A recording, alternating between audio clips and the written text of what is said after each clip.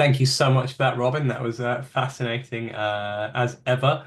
Um, Hi there, I'm James Reed, and I'm just going to get my hang on, my slides up now.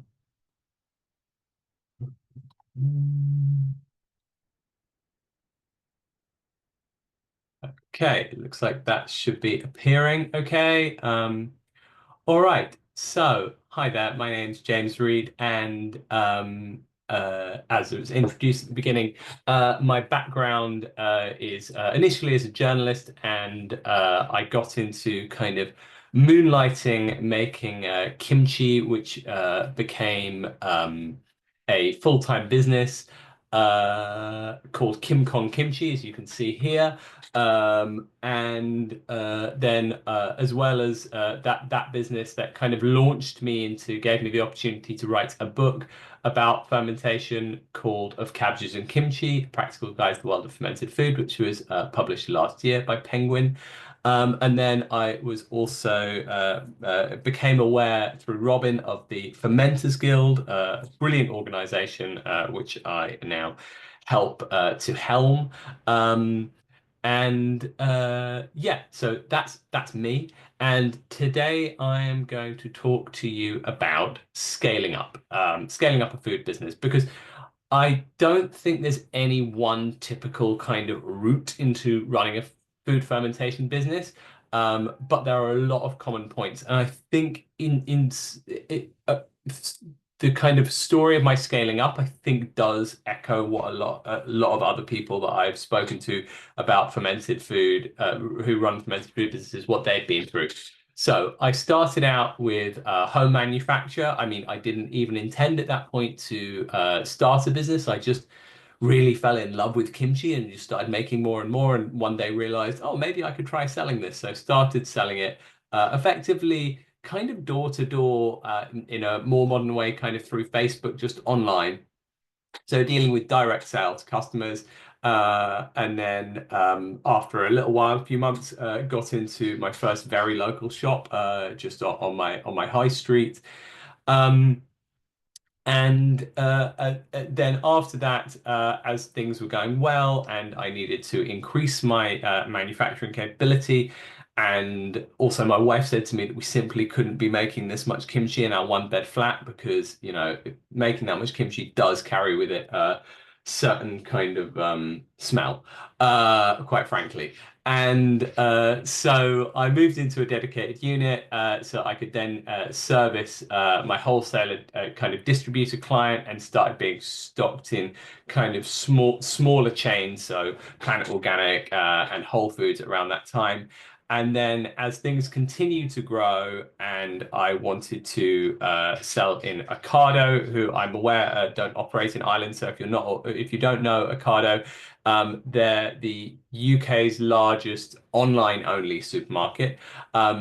So in order to supply them, I need to scale up my manufacturer again. And at this point, I chose to outsource my manufacturer. Now, each point on that manufacturing scale kind of has really different kind of considerations, from the point of running a business, from the point of managing, and from the point of kind of food safety management considerations. Um, so going kind of back here to when I started out doing home manufacture, I started out making my kimchi really with pretty basic knowledge of fermentation principles. This was about 8 years ago, so my exact memory of what I didn't know that I know now back then isn't exact. But what I imagine, knowing myself, is I probably read a book by Sandor Katz, and I kind of got to grips with the basic principles of fermentation, and I started there. But there was a huge amount that I still needed to learn. I would characterize this first kind of 6 month to 2 years in the business as a period of incredibly rapid discovery about everything from barcoding to best befores. I was working on building the Kim Kong Kimchi brand, learning how to sell to shops, learning what a HACCP was and how to make one, formalizing record keeping, shelf life testing, microbial sweet testing, all of this stuff. And hidden within that, there's a huge amount of kind of ungoogleable questions is the way I think of it. And I say that because there's just a lot of questions that you don't even know you need to ask when you start out, and you discover them as you go. And thankfully, I had a lot of support from other food businesses. I would say the food business community is an incredibly welcoming and kind one, where people really do go out of their way to help each other. I mean, I now find this very much in the Fermenters Guild, but when I started out, that didn't exist. So other kind of food business networks I found, yeah, brilliantly nurturing and mentoring. That was incredibly helpful for me.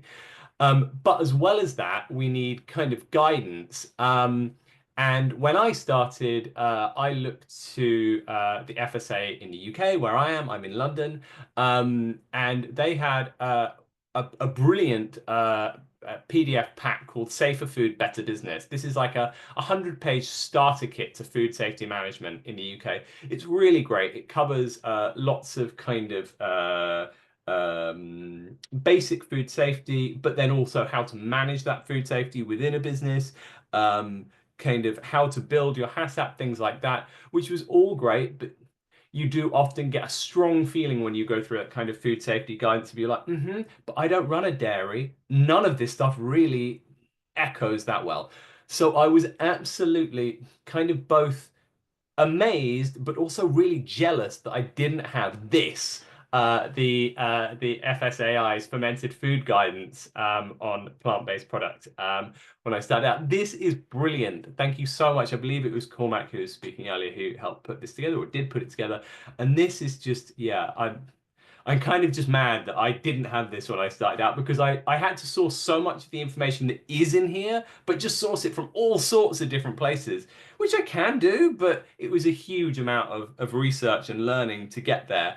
So it's really fantastic to see this all in one place. And I think it really does make things a lot easier. And I hope to see a lot more of this, both from the FSAI. I hope that this kind of goes on to create more documents and it becomes a living document. And also, selfishly, for people like me in the UK as well and around the world, I think it's really forward thinking to embrace fermented food like this and to help educate people. When I started out and I was running things at my home and I had my first EHO visit, I was quite nervous about it. I'd never had an EHO visit before. I'd been, scrubbing out like the cutlery drawer, deep cleaning everything, preparing all my documents. I did my presentation. I was like, okay, how'd that go? And the EHO said at the end of it, so you do Meals on Wheels? And I was like, okay, no, I haven't presented this at all, or maybe just the kind of lack of kind of understanding of fermented food was really quite great. But he said to me, okay, look, email me over your HACCP, send me over all your evidence and documentations, and I'll look it over after this meeting. I did that. He was very happy. I got my 5 stars. It was all great. But I think with better understanding of guidance like this, I think things would go a lot more smoothly and there would be a lot less anxiety, which is inherently, I think, what causes a more adversarial relationship typically between food producers and EHOs is that feeling of anxiety. And clear guidance like this really massively reduces that. So, okay. Enough shouting, enough praising the FSAI's documentation. I'm going to move on. When I was kind of going through this, and I had learned all about HACCPs, I developed my CCPs, veg inspection, pH level before jarring, learning to love the pH meter, and then more kind of general food safety stuff, such as like glass, because there's packaging into glass jars, and allergens, because we use miso instead of like what would be traditional, which is a fermented fish product, surjot in kimchi. We use miso, so that introduces a soya as an allergen.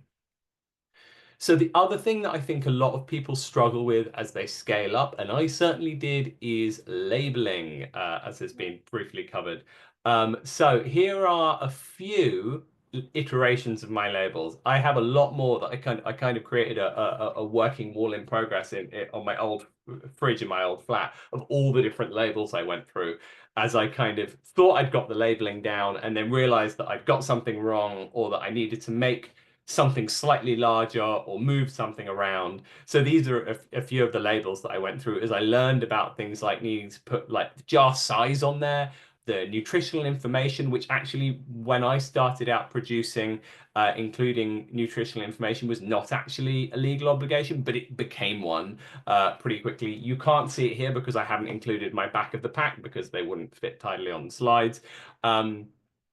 I also had to, I initially did have probiotic on my label, as has been highlighted, I think, by Cormac earlier. So many people get this wrong and make unauthorized health claims on their jar labels. I don't believe that most manufacturers do that maliciously. They do it because I think largely there's a slight echo chamber of they see other producers do it, so they do it as well, without realizing actually just because somebody else does it doesn't mean they're allowed to do it or should. So I realized all these things. I refactored my label again and again. And one of the things that I found out is, as you can kind of see through my labeling iterations, everything just gets a bit, everything that isn't your critical information that you have to include on there, all of the stuff which is essentially otherwise marketing and branding, all just gets smaller and smaller as you have to cram in more and more essential stuff on there. So it becomes quite a design challenge. But quite an enjoyable one. I do like designing stuff. As you can see up on the top right there, one of my labels had to do this all over again in Finnish when I started exporting to Finland for a while, which was fun, trying to fit everything onto the jar again, but in the Finnish language. We weren't exporting for very long because of Brexit, which unfortunately made that basically non-viable from a financial perspective. But yeah, as I was mentioning, I saw from the FSAI's fermented food survey that 75% of labels were missing mandatory information and 91% had unauthorized health claims. And as I say, I really get it. This stuff is tough, and I don't think that manufacturers do this because they don't care or just don't want to include it or want to get a competitive advantage by making claims that they're not allowed to. There's just people just don't aren't aware, so it's really important to look up labeling regulations. They are very detailed, very granular, things like the X size of particular label elements, but it's important to get it right, and once you have done it, you're done and you don't have to go through as many label iterations as I did. So as I moved on with the business, things there we go, there's both my slides. Things are going well. I was getting some really lovely reviews, like this one from Mira Soda in The Observer. She's misspelt our brand, but it's absolutely fine. I will take a misspelt brand over not having one in national newspaper. And in a cookbook from Max's Sandwich Shop. It's all great. I was at this point moving into an intentionally built unit as I'd kind of expanded to where I had more space and I had more control over the space. I built, as was mentioned in my introduction, I built a walk-in fermentarium, which was essentially a insulated room which was cooled with remote temperature monitoring, so that I had the peace of mind that even when I wasn't at the unit, and it was a particularly hot day, that still I could see a temperature graph showing that the kimchi was being kept at a nice stable temperature, which was important to me to control the rate of fermentation. So this scaling up, which I think is often really coincides with the transition from home manufacture, is where I think from a safety perspective, the most concern and the greatest learning lies. You might think that it might happen at the kind of home manufacturer step, but this is where you get really, really busy because your orders are going up, which is why you're scaling up. And you have therefore much less time. And if you don't have the processes and principles nailed down at this point already, you're not going to have the time to research them later, and you won't know that you're doing something wrong. So you're not going to be incentivized to find out what you're doing wrong because you're already so busy with the rest of the business. I did find for myself that this move into a kind of purpose-built space was really helpful for processes, and protocols, things like dry storage, glass and metal procedures, um, and things like that. It just made all of that much easier and simpler and more manageable when I just everything would be exactly as I left it, because this wasn't a dual purpose space also being used as a domestic kitchen. Um, it's also the point where I started working with other people and hiring, and thus the records that I was keeping were, some of them were things that multiple people had access to. So when you start out and it is just you, having all this in place when you're just the one person signing everything off can kind of feel a little bit redundant. Like, oh yes, I've done the thing that I always do when I do this, sign my name. Um, but as I kind of mentioned, you're never going to have more time later on to put these things in place. So it's really important to get that stuff sorted, even when it is just you, even when it's a very simple, quick, and it feels kind of checkboxy. As you expand, which, I think if you ask any food business operator, largely they do seek to expand and grow. And if you plan to, you're going to need this stuff. So doing it when you have more time, that's the time to do it.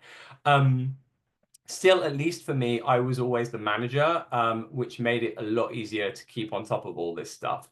Um, so once all of that was in place, things were relatively stable and simple, excepting for this was the time at which we went through the COVID pandemic, which was obviously very difficult and stressful in many ways, but particularly as pertained to my food business. It suddenly made it really difficult to buy PPE. Of course, some of which, we already need and already got. So I got particularly indignant that now I couldn't get it. So all I'd say is to that is obviously this is something that hopefully we will not go through again, or if we do go through, it won't be in the same way.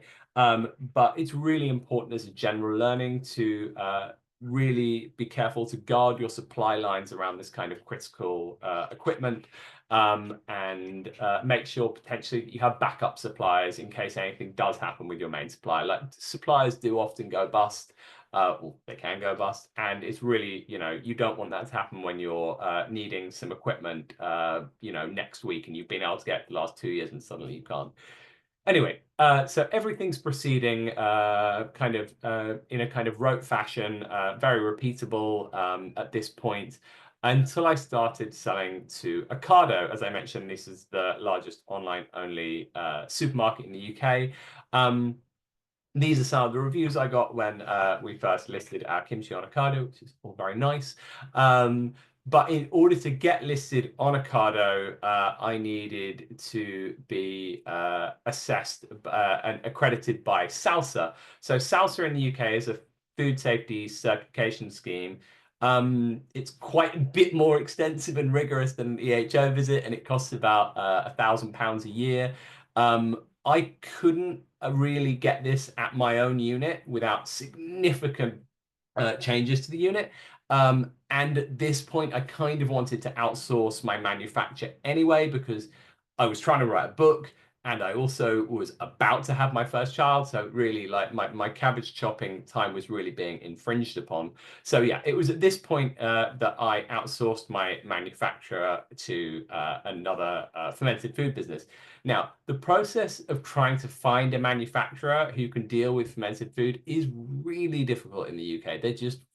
There aren't that many people or businesses that can do the volumes that are needed to be able to take on other fermented foods. And then coupled with that, if you can find them, or you find a manufacturer, a co-packer who's willing to take on new processes, often dealing with glass at all will be a no for them. A lot of sites won't handle glass at all, and we were packing in glass jars. And then being a kind of mid-size volume also creates issues. If you're kind of being stocked in like Tesco's or Sainsbury's, and you're like, I need 100,000 jars a week, it opens a lot of doors, should we say. It makes it a lot easier to get people to try new things manufacturing wise. But it's the mid-size volume, these things can be a lot harder. So those are some challenges I've gone through. Don't really have many answers to it. It is just quite difficult at the moment. I'm hoping things get easier as the popularity of fermented foods increases, and there are that many more fermented food producers in the UK and in Ireland.